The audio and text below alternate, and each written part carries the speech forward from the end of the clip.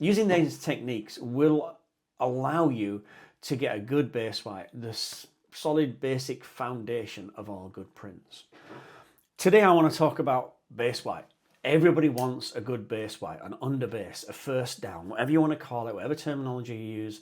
The first colour that we put down to kill the shirt colour, that's its job. Underneath all the other colours, to make the other colours look opaque and bright, we lay down a good opaque layer of white.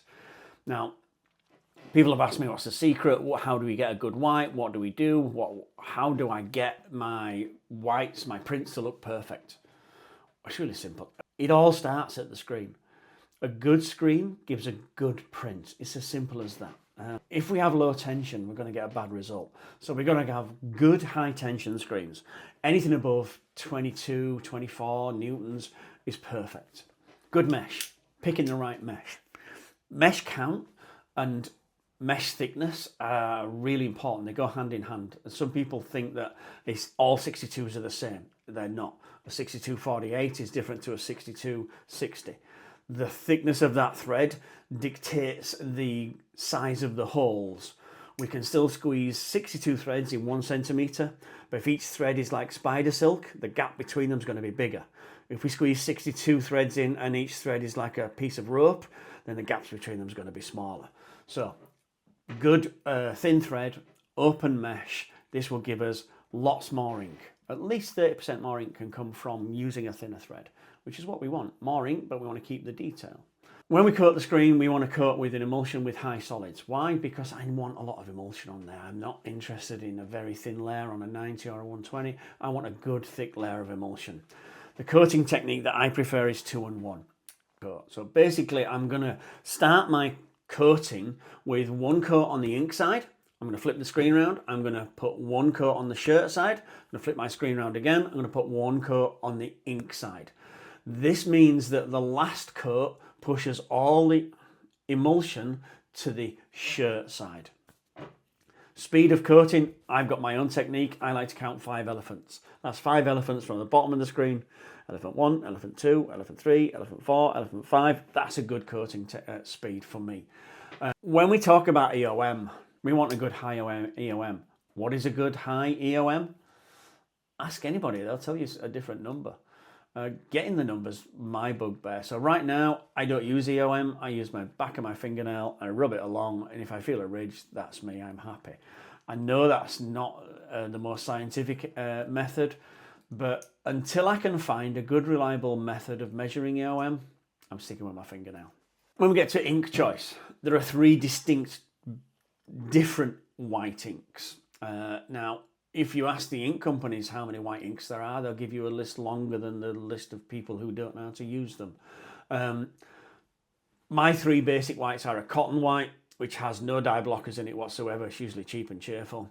We've got a low bleed, which has a small percentage of dye blockers in there to attack the polyester and stop that dye migration.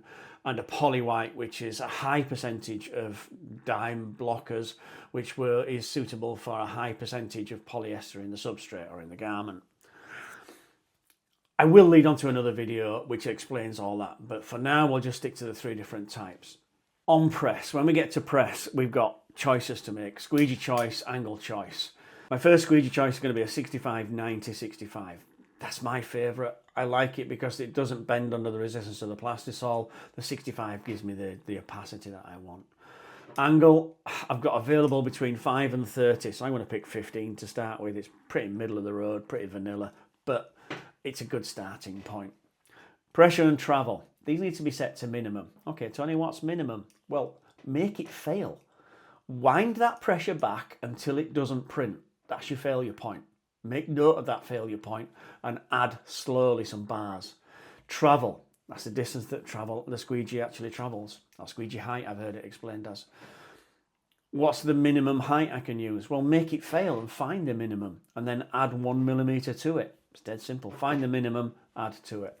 Why do we want such minimum pressure? Surely more pressure, more ink. More angle, more ink. More travel, more ink. Yeah, according to Tony's rules, yeah.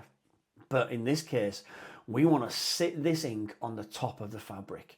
I can't find a better description than if this is my fabric with fibers pointing up all the time, I'm going to lay my ink on top. If I push my ink too hard, too aggressive, then all those fibers are going to poke through the top. And when we look down and we see it, all we see is fibers. We don't see a dull print. We actually see fibers. So if I can see fibers, then I'm looking at the shirt colour, and the ink's not doing its job of killing the shirt colour. So what I really need to do is back off my pressure so that my ink sits on top of those fibers. I don't want to smash the ink all the way through. I want to kiss the shirt just gently. I don't want anything on the inside. If I can see ink on the inside, basically I'm wasting ink.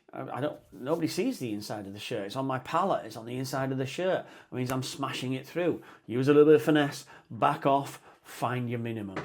What speed do I use? Slow. I know I've got people coming at me saying, I need to print faster, print faster. No. Plastisol like a stubborn teenager. It doesn't want to move. Use it nice and slow. Off contact. I want my screen not level like this. I want my screen like this. I want it high at the front, low at the back, or high at the start of the print stroke. Start the print stroke, I want a squeegee to press down, bend the screen a little bit, a natural elasticity of the screen to peel the ink and release it slowly. I don't want it to go like that. If we've got a press with adjustable off contact, higher at the start of the print stroke, lower at the bottom of the print stroke. The flash, I want this ink to gel at about 90 degrees. Now, if I go too high and I get that 120 degrees of the ink film, it's going to drop through the fibers, and I'm going to see the fibers through the shirt again. So just a nice steady gel temperature of about 90 degrees. That should give me the brightest, softest print I get. Ready to lay my colours on top. In summary, it all starts with the screen. Good tension, thin thread, good coating technique, heavy on the shirt side, thin on the ink side. Minimum pressure on press. Kiss the shirt. It's going to be like spreading butter on soft bread. We don't need lots and lots of aggression. Just kiss it gently, spread it on the top. Using these techniques will allow you to get a good base white, the solid basic foundation of all good prints.